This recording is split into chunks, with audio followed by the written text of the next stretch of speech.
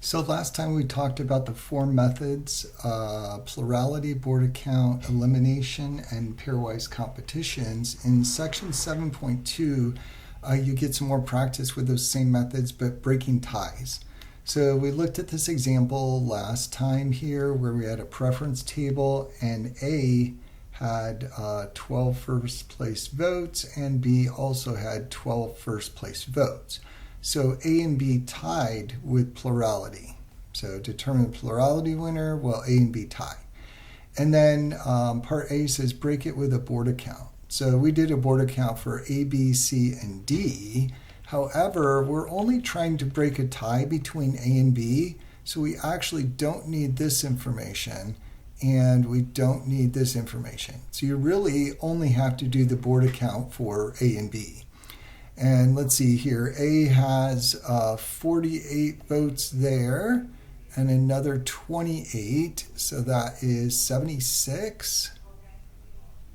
And then B has 48, let's see, 58, 60, and 32, 92.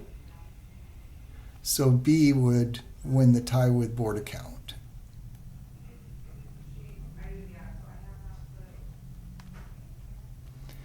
And then they say break a tie using pairwise competitions. So pairwise competitions, that is where we look at A, B, C, and D and look at all the pairs. So A to B, A to C, A to D, B to C, B to D, and C to D. However, we only want to use the pairs that involve A and B.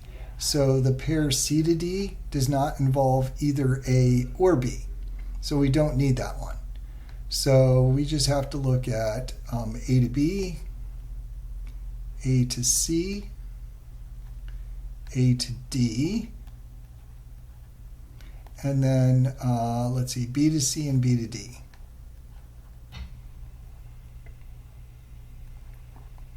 And then remember, we're doing the times that A is over B and then versus B over A. So between A and B, here A is over B on 12 ballots there, switches, switches, switches. So it would be 12 times that A wins versus 12 plus 9 and 7 is 16, 12 and 16, 28. 28 times that B wins. So 28 is higher, so B wins that one-to-one contest. A to C, A is over C here, switches, switches, switches. So that one's also 12 to 28. And the 28 goes with C, so C wins that one-to-one. A to D, so A is over D there, D over A, D over A, D over A. That one's also 12 to 28. The 28 goes with D, so D wins that one. Then B to C, that's C over B. B over C, 12 times there.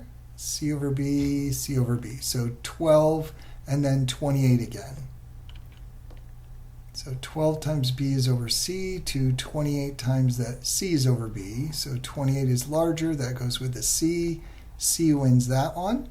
And then B to D, this is D over B, B to D, 12 times there, D over B, D over B, so 12 to 28 again.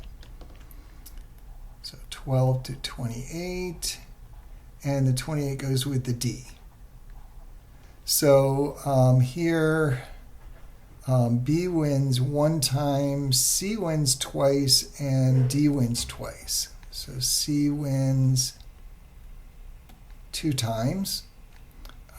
D wins 2 times. And then B wins 1 time. And then A is not a winner in any of these. So A wins 0 times. Now we're trying to break a tie between A and B, so we're only looking at this information here. We don't care how many times C and D win. B wins 1, A wins 0, so B wins the tie. So same methods that we did before, it's just that it's restricted at what we're looking at to make our conclusion of who wins the tie. So usually they do plurality for the first step, and then they'll do one of the other three methods for the second step. And then whoever wins the second method wins the tie. That'll let you do the first three problems in section 7.2.